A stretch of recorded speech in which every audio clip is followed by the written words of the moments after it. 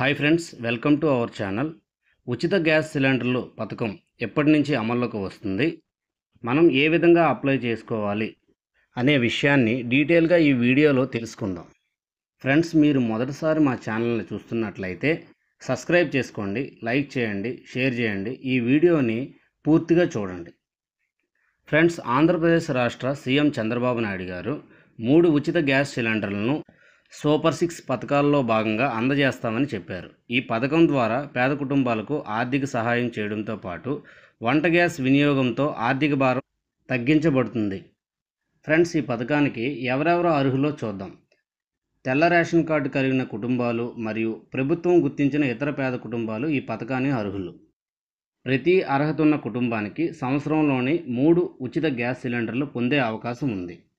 Friends, ఈ పథకం దీపావళి నుండి అమల్లోకి వస్తుంది. దీపావళి రోజున మొదటి సిలిండర్ అందజేస్తారు. ఈ పథకానికి ఏ విధంగా మనం అప్లై చేసుకోవాలంటే ఆన్లైన్ లేదా మీ సేవా కేంద్రం ద్వారా ఈ పథకానికి నమోదు చేసుకోవచ్చు. తరువాత మన దగ్గర ఉండవలసిన డాక్యుమెంట్స్ ఏ ఉండాలంటే ఆధార్ కార్డు, రేషన్ కార్డు మరియు గ్యాస్ కనెక్షన్ వివరాలు మన దగ్గర ఉండాలి.